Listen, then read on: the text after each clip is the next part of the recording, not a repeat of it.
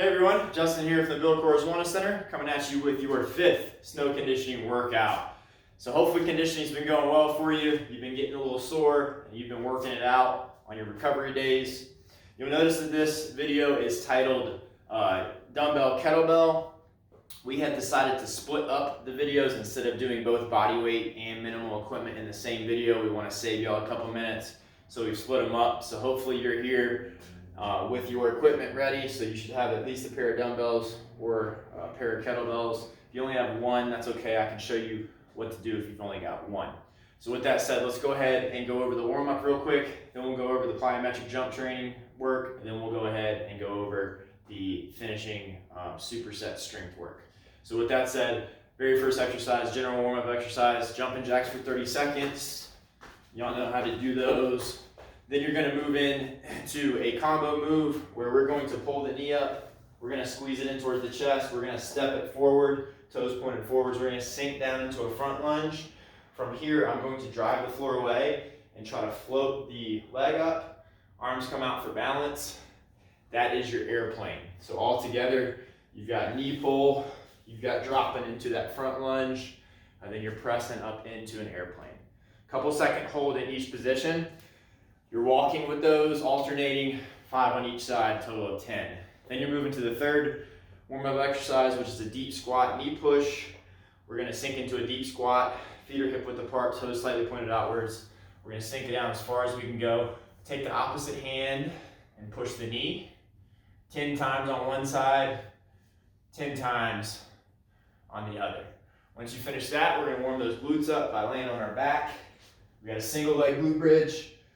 You can float the leg to make it a little easier as you do your 10, making sure you start with the weak leg first, or you can make it harder by hugging the knee of one as you do your single leg glute bridges with the other. That brings your pelvis tilted, and it makes it just a little harder to engage that glute. So you've got two options there. Once you finish 10 on each side with that single leg glute bridge, you're gonna move to a push-up to a T. So good old push-up position, squeeze those glutes, keep the core tight. Give me that push-up. On the way up, you're gonna rotate into a side plank. Hand comes up towards the ceiling. Hold it for a second or two, come back down. Same thing on this side. Once you've got 5 on each side, 10 all together, you're moving to the next warm-up exercise, or I should say the last one, which is a lateral lunge with the overhead hold. We're doing 5 consecutive on one leg, 5 on the other. Start with the weak leg first. Elbows are straight, they come out in a Y fashion about 45 degrees off of center. I'm gonna take a step, make sure the toe is pointed forwards, soften that knee, drive the hips back, powerful push back to the start. That's 1, 2, so on and so forth until I've got 5 on one leg, 5 on the other, 10 all together. Then we're gonna go ahead and get our weights ready. We're not gonna use them quite yet, but we're gonna move to our Plyo Works. That's our jump training. We've got a group of 4 exercises similar to workouts 1 and 3. We're gonna put all 4 of these together and try to do them as close together with as little rest as possible. First move is 20 bodyweight squats. Pretty simple here. Try to get those thighs to parallel with the floor. Once you've got 20 of those, then we're going into forward step lunges, alternating 10 on each side, 20 all together. Then you're moving to the harder jump lunges, land it nice and soft. Pay attention to where that toe is, make sure it's pointed forwards before you put all that body weight behind it. Once you get 10 on each side, 20 all together with the jump lunges, you're moving to the final exercise, which is a lateral squat jump. We're gonna load, we're gonna explode, and then land softly as we jump sideways. Don't let those knees collapse in, keep them stacked over the ankles and toes. Once you've got 10 of those lateral squat jumps, that completes 1 round. Then you're gonna go into active rest with the hip flexor stretch. So you're gonna sink one knee down. We're going to get the front knee at 90 degrees, back knee at 90 to start. Squeeze that glute. Keep that glute squeezed as you lean forward. You're not going to, or don't not lean forward, push forward. Push those hips forward. Feel that stretch in the front of the hip. 30-second hold here, then switch it up, 30-second hold on the other side. That completes one round. I want you to rest 90, 60, about 60 seconds. You're already gonna get a full 60 when you're doing that active stretch. So keep that in mind. But that completes one set of the plyo. I want you doing that 3 more times for a total of 4 rounds, or 4 sets. Once you've got that done, go ahead and get those weights ready. We're gonna move on to the first strength superset. For both of these supersets, we're doing 4 sets here, resting about 90 seconds in between, so keep that in mind. Our first exercise is gonna just be using 1 dumbbell or 1 kettlebell. We're gonna start with the weight to the outside of one leg. I wanna reach across my body to grab it with the opposite hand. I'm going to push my hips back. We're doing snatches to start. So with the snatch, I want you to start kind of in a squat position, and then we're going to drive the floor away as we bring the dumbbell or kettlebell straight overhead. So all together, it's going to look like this. I'm going to hinge, I'm going to keep good integrity with my torso, chest stays up. I'm pushing away and I'm throwing it straight overhead. Then coming back down. Contracting those abs. That's my cross-body snatch. I want y'all doing around 8 to 10 on one arm, 8 to 10 on the other.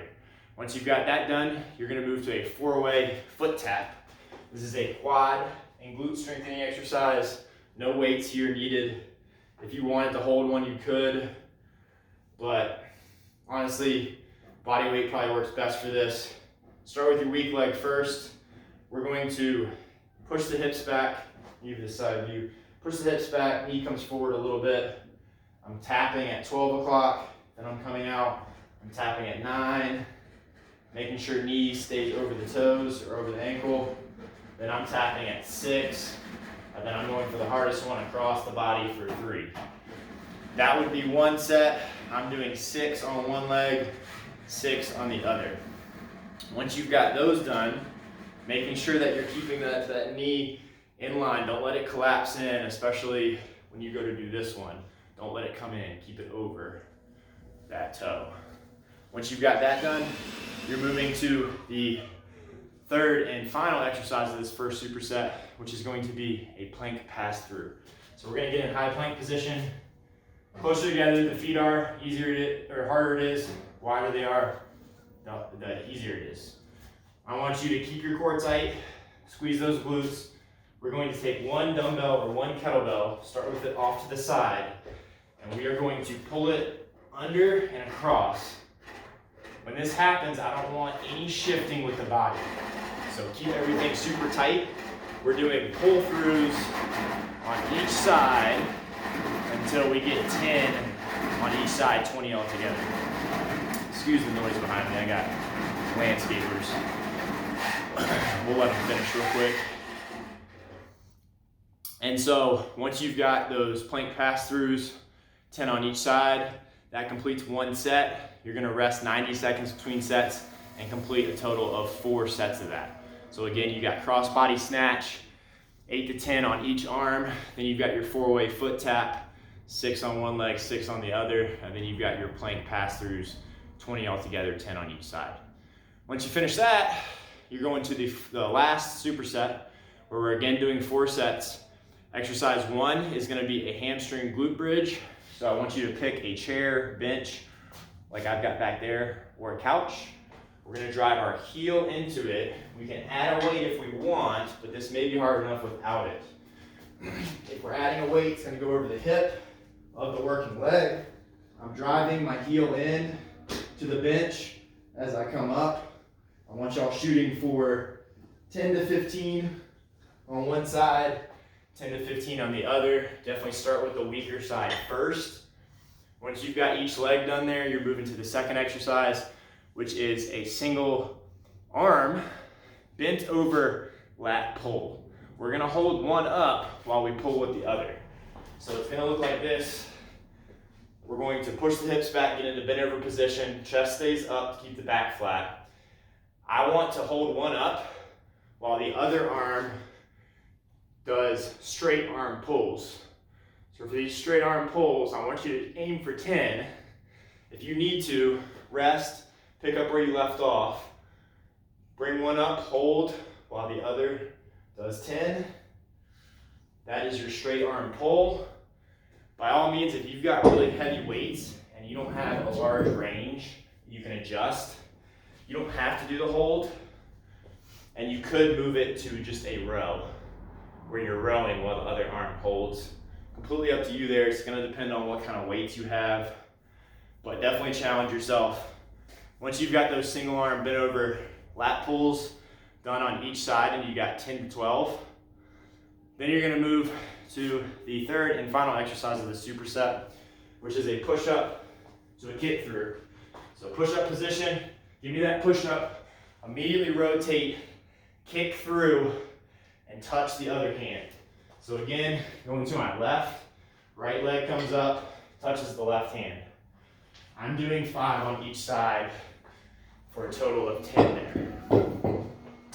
Once you've got that done, that is one set. Again, you're resting 90 seconds before you go back into that and complete a total of 4 sets. So in summary, that last superset, you've got your single leg hamstring glute bridge, 10 to 15 on each leg. Then you're moving to your single arm, bent over, lat pull, soft elbow, all the motions in the shoulder.